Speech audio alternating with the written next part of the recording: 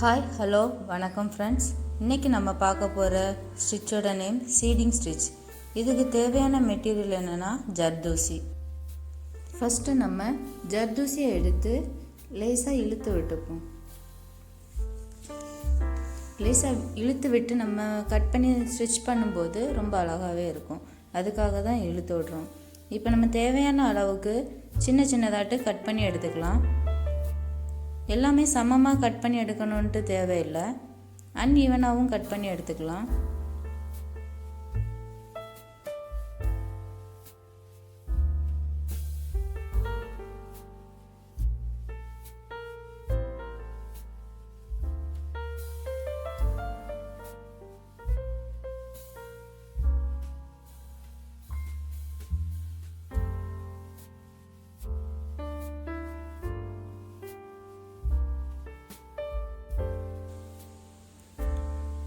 இப்போ நம்ம சின்ன ஒரு சர்க்கிள் மாதிரி வரைஞ்சி அந்த சர்க்கிள் டிசைனில் எப்படி நம்ம சீடிங் ஸ்டிச் தைக்கிறதுன்னு பார்க்க போகிறோம்.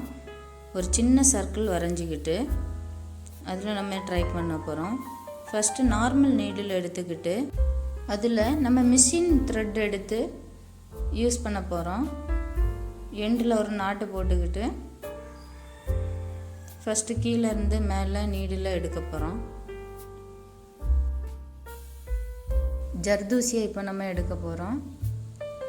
எடுத்ததுக்கு அப்புறமாட்டு டிசைனோட அவுட்டர் சர்க்கிள்லேயே இந்த ஸ்டிச்சிங்கை ஃபஸ்ட்டு போடணும். ஃபஸ்ட்டு அவுட்டரை கவர் பண்ணிக்கிட்டு அதுக்கப்புறம் இன்னரில் நம்ம ஸ்டிச் பண்ணால் தான் அந்த டிசைன் நல்லாயிருக்கும். இந்த டிசைன் நம்ம ஃப்ளவரோட சென்டர் பார்ட்டில் போட்டால் ரொம்ப நல்லாயிருக்கும்.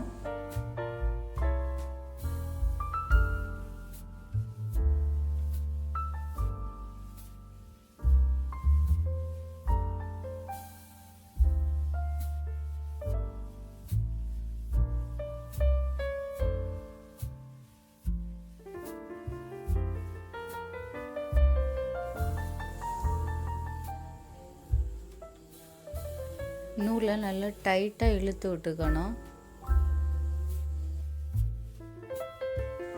த்ரெட்டை நல்லா டைட்டாக இழுத்து விடும்போது தான் ஜர்தூசி நல்லா ஸ்டிஃபாக நிற்கும்.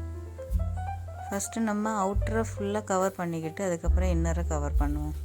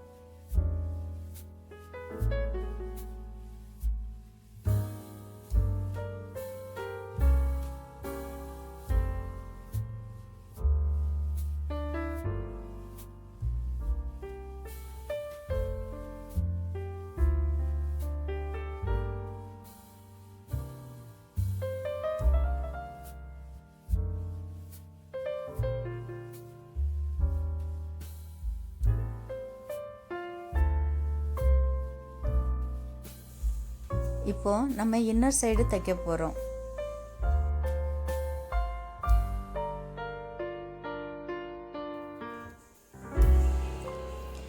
பேசிக்கில் இருக்க கிளாத்து தெரியாத மாதிரி நெருக்க மாட்டு அடர்த்தியாக ஸ்டிச் பண்ண போகிறோம்.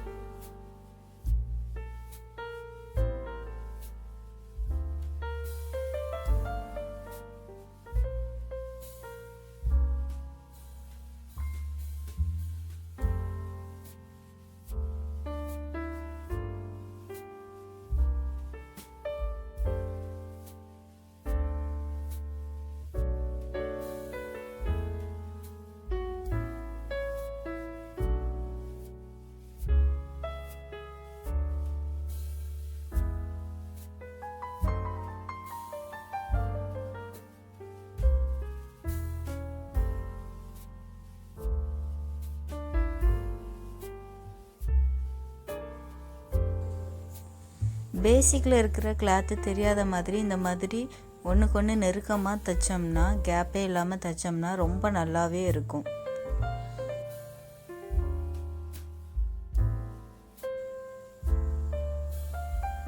இதுக்கப்புறமாட்டு அவுட் சைடில் பீட்ஸ் ஒர்க் கொடுக்க போகிறோம். பீட்ஸ் ஒர்க் கொடுக்கும்போது அந்த ஃபினிஷிங் ரொம்ப நல்லாயிருக்கும்.